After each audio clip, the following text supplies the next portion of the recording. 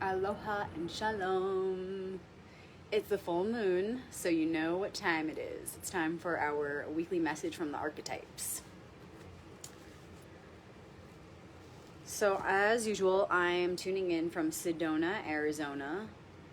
Red rocks, vortexes, land of so much magic. And I love doing this with you guys. For those of you who are new to these activations have been going on for almost 4 years now, and they happen every week. And we use the moon as a measurement of time. So these activations don't really have anything to do with the moon other than we use it as a measurement of time. Also, the light of the moon is reflecting the light of the sun, which is reflecting the light of the one. The moon is just, like all things, a reflection of the original emanation. So it's kind of giving us an idea of what is happening inside of us and behind all things. So with that said, it's the full moon, meaning it's reflecting back to us this message that we are coming to a point where the fullness of the picture of this month's cycle is being revealed to us. It's sort of like, okay, now all the pieces of the puzzle are together and we're looking at it together. Go ahead and let me know in the comments where you're tuning in from so we can acknowledge this grid of light that we are spreading worldwide. It's my favorite part of these activations, to see all of you tuning in from all over the world. So just let me know in the comments where you're tuning in from. And if you have any special groups you're a part of, or if there's a special friend that pops into your mind in this moment that you want to share this activation with, please go ahead and share so that we can get other people into the portal right here now, live. Otherwise, you're welcome to share this video afterwards. Share the recording with anyone you think might receive a blessing or benefit from hearing this message.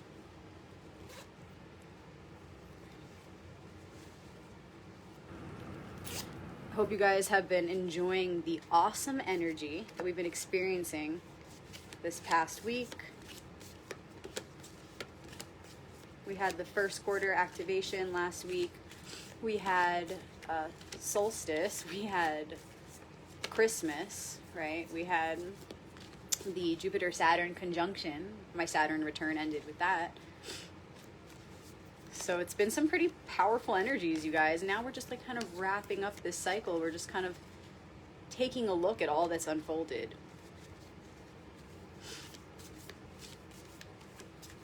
Let me know where you're tuning in from. Drop a comment, let me know.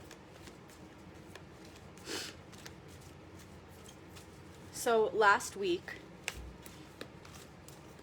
for the first quarter, we had the Four of Wands, we had the Devil, and we had the Six of Cups. And the whole message last week, 1 week ago, was, all right, we have a strategy that we formed right in the ethers, and it hasn't been manifested yet, but we have the strategy. That was the Four of Wands. And the Devil was telling us that it's time to cut the cords on whatever is not in alignment with that strategy. Otherwise, that strategy will never be able to materialize.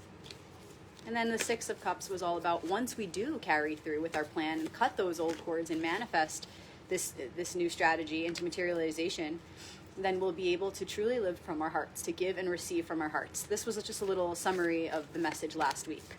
So now where are we at with the full moon? How have we been doing?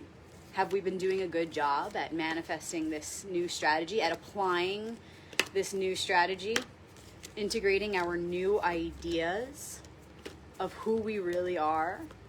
How have we been doing with that? Have we been cutting the cords to those old addictions and those old things that were really only feeding our ego in a way that wasn't serving our highest soul's growth? Let's see where we're at. Go ahead and let go of whatever you've been carrying throughout the day with you, throughout the week, throughout the month. Thoughts that are just replaying in your mind again and again. Let them go. For this moment, just open up, be empty, be receptive.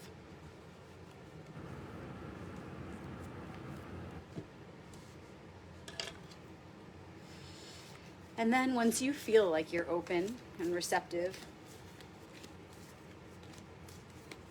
you feel in a space to receive this message, go ahead and connect to the deck how you know how. It's all about the mind. It's all about your unique imagination. So you can see a thread of light from your inner eye or from your heart connecting to the deck. You can see yourself sitting here with me You can see yourself connecting with all of the amazing people who are tuning in to this live portal right now across the world.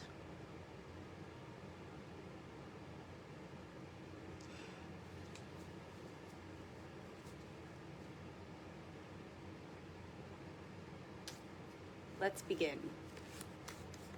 Now that we are at the time of this full moon, how have we been doing with that devil card that came up last week? How did we respond to that this past week? Were we able to face ourselves and our crap and really make a change? What's the challenge in the way of that for us? What has been the most challenging aspect of that?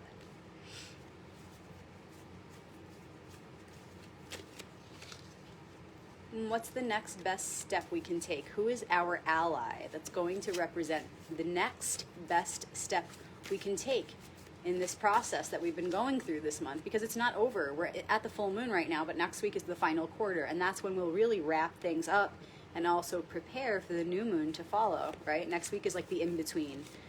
We seal up the old and we prepare for the new. So what's the next step we can take as we move toward that final leg of this 4-quarter cycle?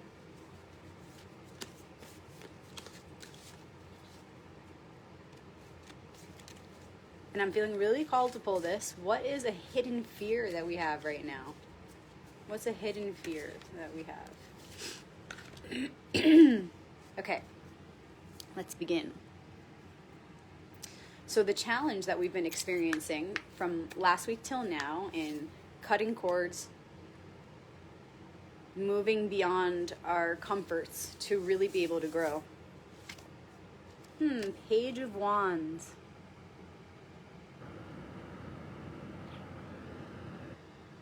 Pages are messengers. They're the youthful aspect of the suit. Wands is fire, spirit.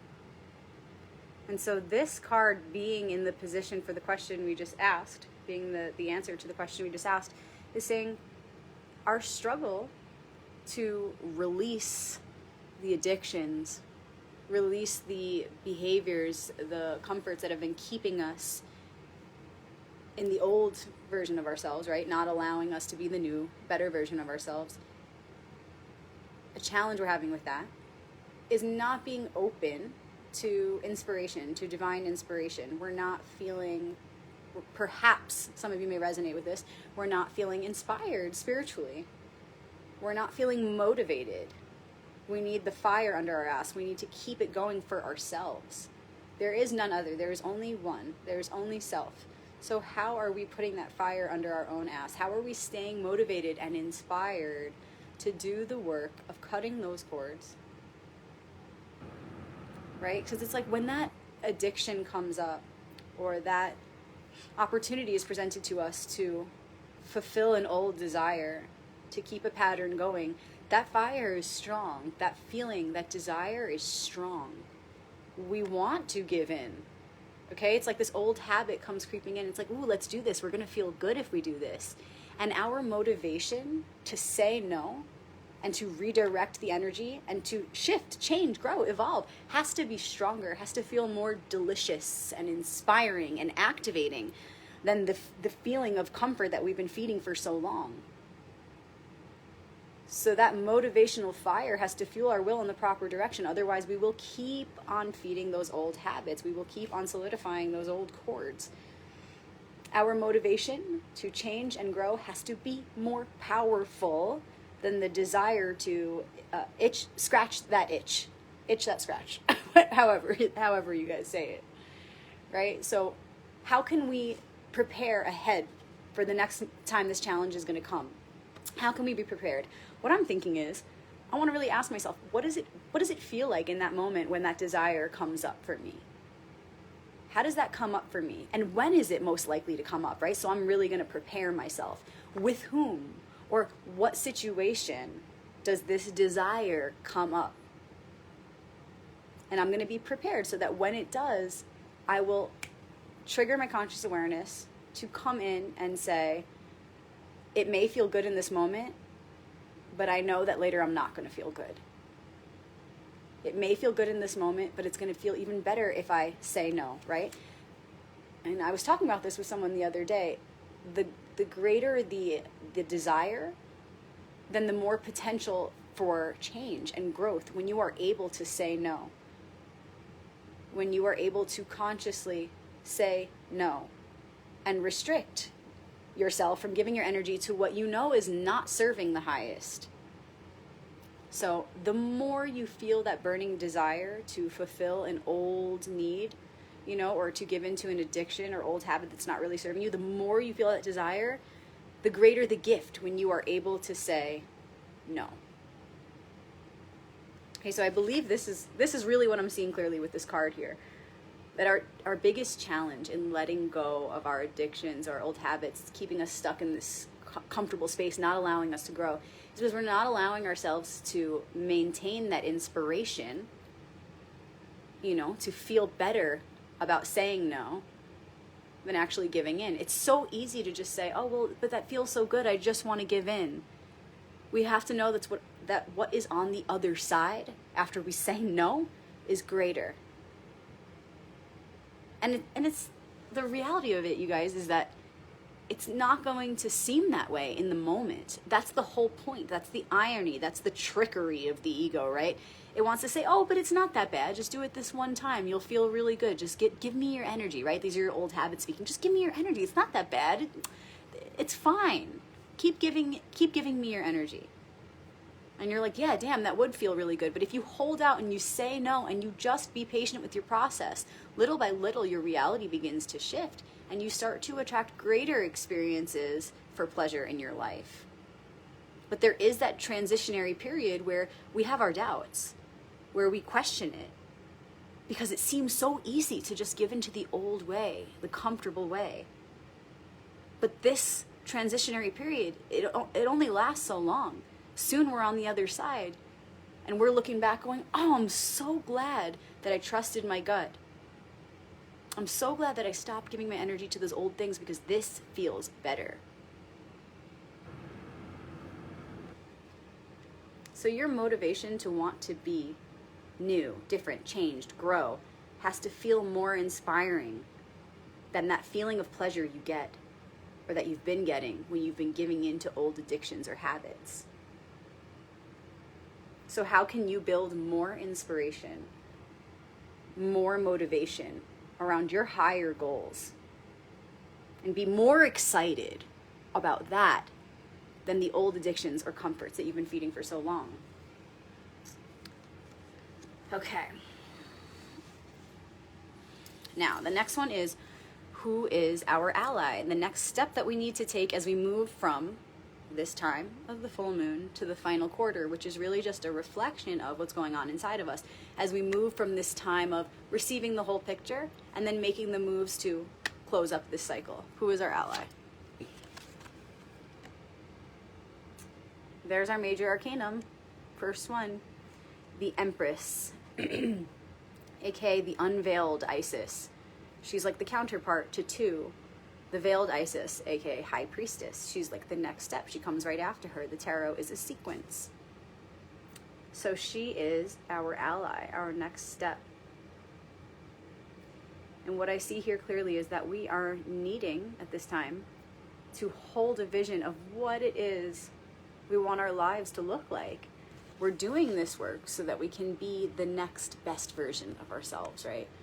We're releasing addictions, we're releasing old ways of being, of living, so that we can live in a higher way. And what does that look like? What does it look like? And this message is coming in super clear, just like blasted through the image I was seeing to say, we need to understand that we are the vessels, the vehicles for all change to take place, to manifest through us, right?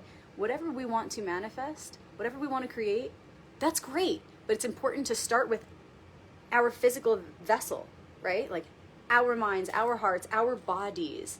How can we make sure we're focusing here first on ourselves, our physicality, to make sure that we are in alignment to be able to bring in those changes, to be able to manifest those changes? So for example, it's great that you want to build the inspiration, you're creating the vision for what you want, but are your thoughts aligned with your feelings? is the, your womb, and I'm saying man or woman, like your creative womb, like we all have this, right? Archetypally speaking. Are you ready to birth that reality? Are the conditions that are present going to support the birthing of this new reality? Because if you're not in that healthy, prepared, aligned state, then you cannot birth that new reality. Then it doesn't matter what your vision is, you won't be able to allow it to come through you because you're not taking care of you. So how can you take care of you, right? Self-care. And I'm talking, yes, lovely self-care rituals, all the soothing, nurturing things, take your baths with your Epsom salts, get a massage, whatever. But what I'm talking about as far as self-care is also deeper than all of that. Self-care as far as really remaining the observer of yourself and making sure that your thoughts are nurturing. And this is like High Priestess who comes before the Empress. She's the gatekeeper of the thoughts, right? So how are we doing that? How are we taking care of ourselves by remaining aware of what our thoughts are, what we've been thinking, and sweetening up those thoughts? Releasing the harshness of some of our thoughts, maybe like the judgments, right? We're so easily judgmental as human beings, right? So how can we soften our thoughts, sweeten them up, and see that our thoughts are a reflection of our deeper belief programs? Knowing that as we remain aware of our thoughts and we shift them and we sweeten them, then we sweeten also our belief systems. We soften those too. And then we can rest assured that those deeper beliefs that we're carrying are the seeds that will eventually turn into such sweet fruits too. Right? So that's real self-care, when we can remain aware. Real self-care is remaining aware. And we remain observant so that we can take care that we're thinking those beautiful thoughts so that eventually they manifest as a beautiful reality. The words become the house you live in, right? That's real self-care. That's spiritual self-care. It's psychological self-care. It's so important, our mental health, because it leads to what we see around us.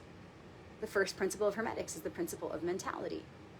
What are you thinking? What are you seeing in your mind's eye? Because that's what's going to manifest. And how are you remaining aware of what's going on in there so that you can take care to manifest the best reality, to take accountability, responsibility for your creation, right? And also the rest of you, your physicality. How's your heart? How's your breathing? Are you getting enough cardio in? I'm saying go for a walk in the sunshine, get your vitamin D and get your heart pumping. Doesn't need to be anything crazy, just a simple walk. Start there, right? So like, how are you taking care of those things? How are you taking care of your physicality? How are you stretching? Because flexibility in the body leads to flexibility in the mind, which is key to adaptability, which is the key to our evolution. So how are you taking care of yourself, mind, body, soul, to make sure that you're creating the best conditions to manifest your plans, to manifest your strategy? Because if you don't start with you, then you don't have the proper foundation to build at all, to build anything. So this is our ally. The next step is taking a look at ourselves, mind, body, soul, and asking what needs more attention, what needs care. How can I tweak my patterns mentally, emotionally, physically to create that proper foundation to birth the reality I want to manifest?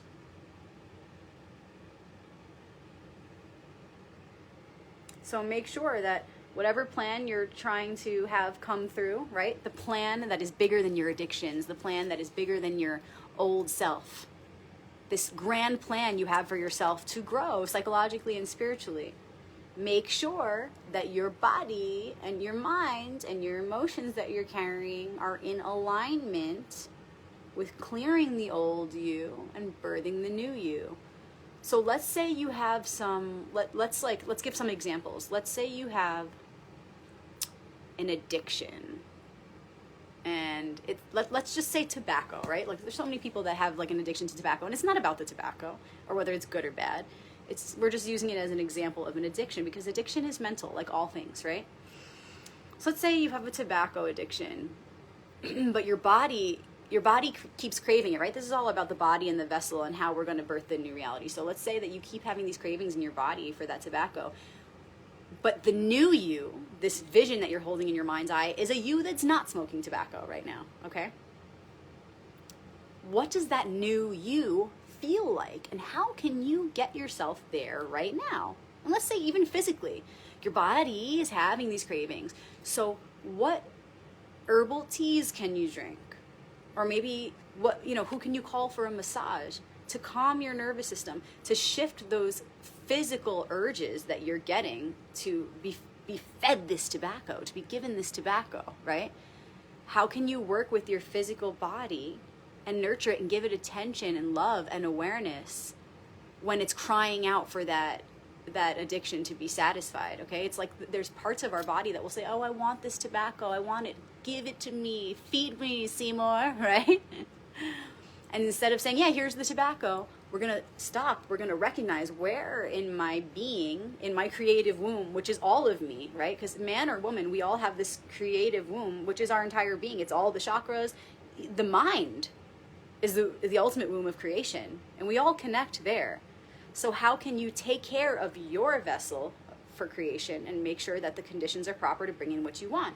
So you would say, where am I feeling that urge to fulfill that addiction? Where in my body am I feeling it? How can I go to that place in my body and nurture it in a better, healthier, more aligned way? Right? And that's just with tobacco, and it could be with anything. It could be with anything. So for example, a lot of people feel this, that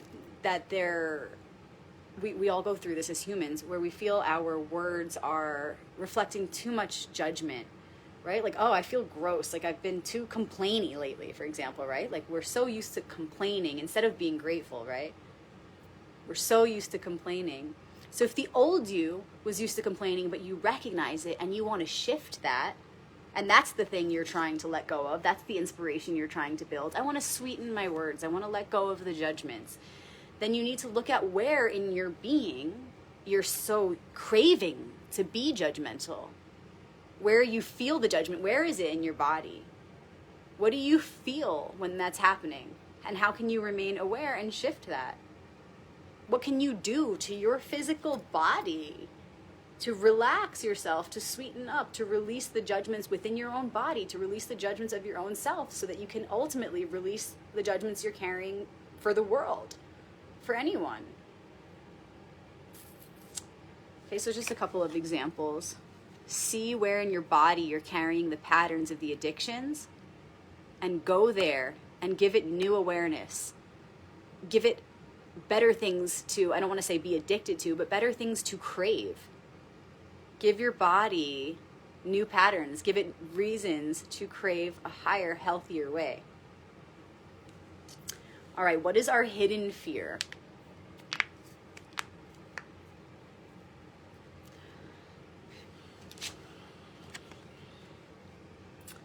All right, this is a good one for a hidden fear. 9 of Swords. And swords are challenges. 9s are endings.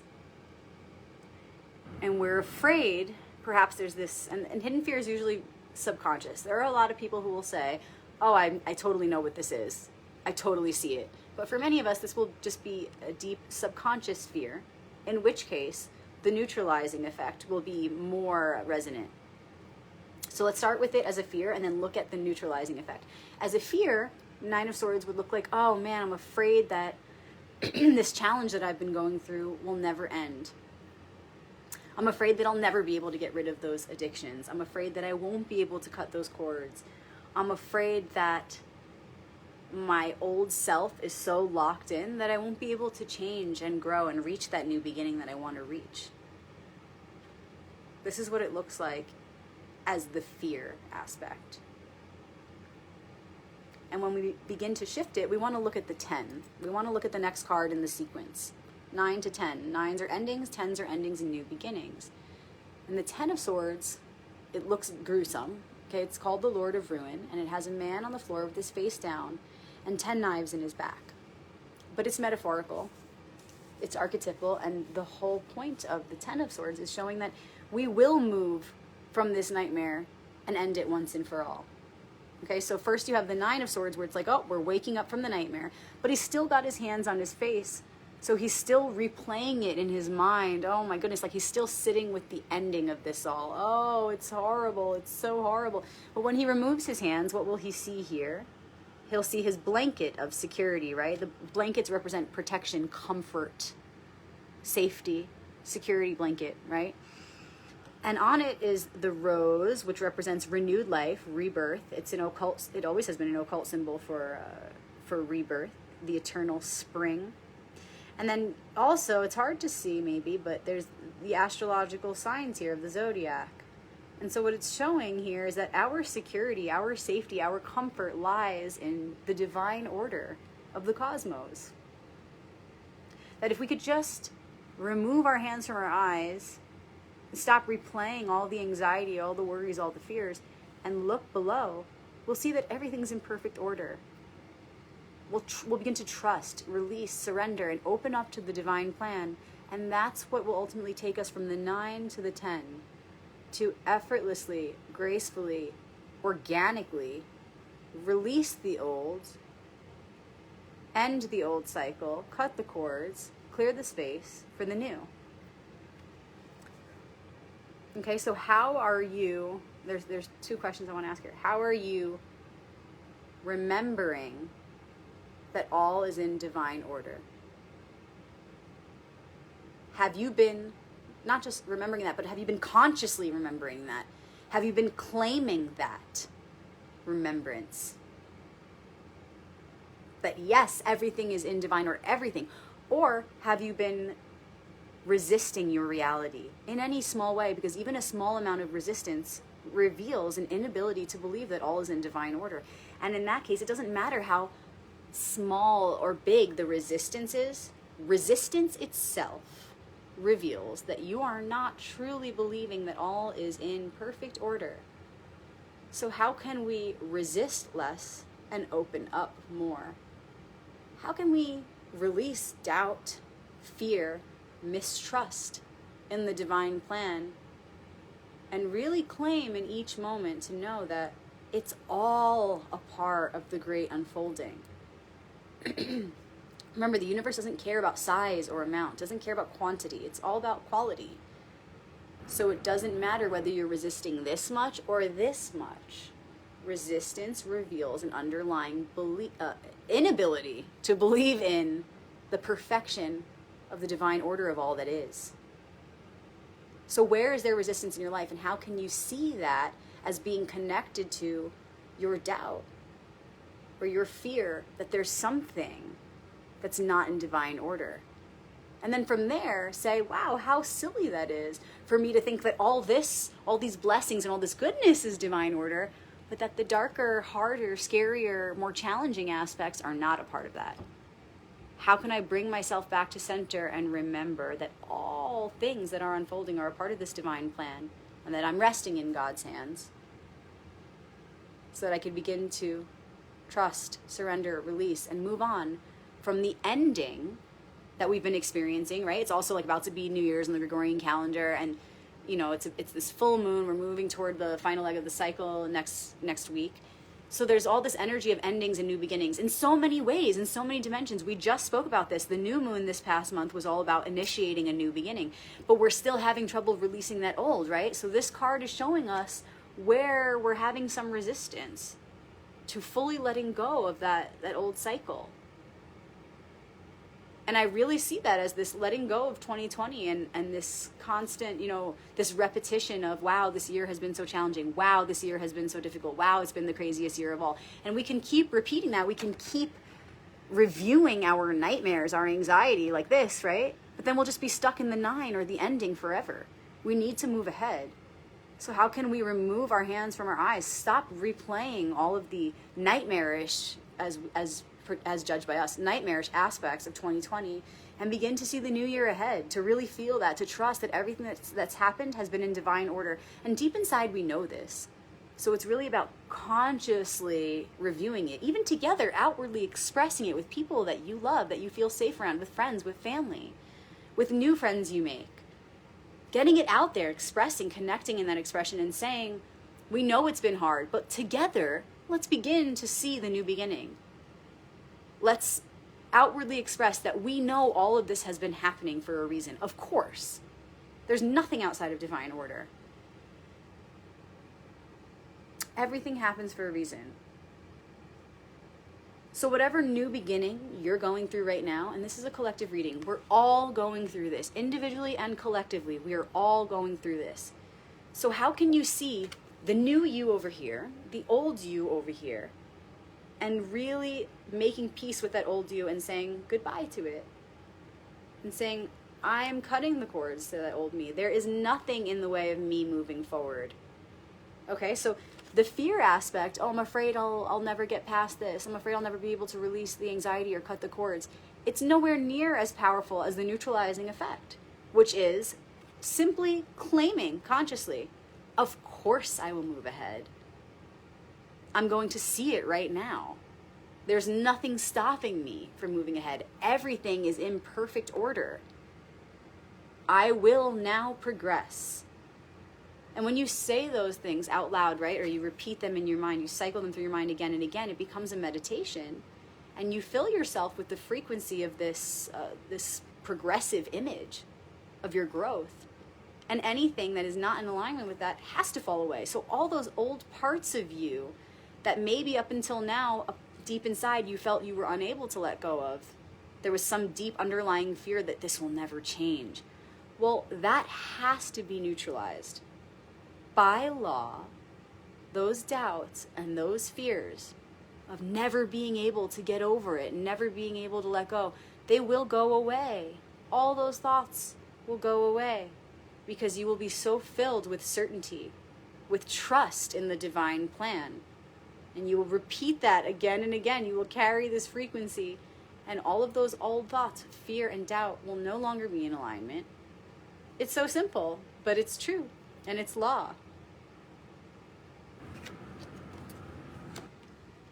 Okay, so we had the Page of Wands, the Empress, and the Nine of Swords.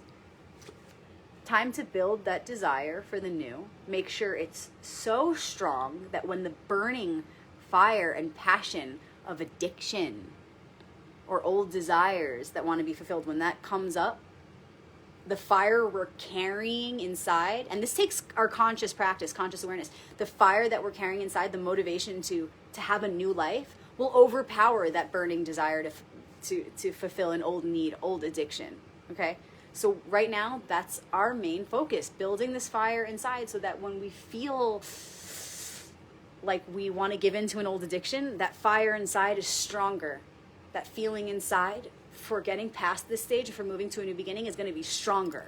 So be prepared for that next moment that your addiction comes calling, or that old relationship, or that an old situation that's not in alignment with your new plan comes up.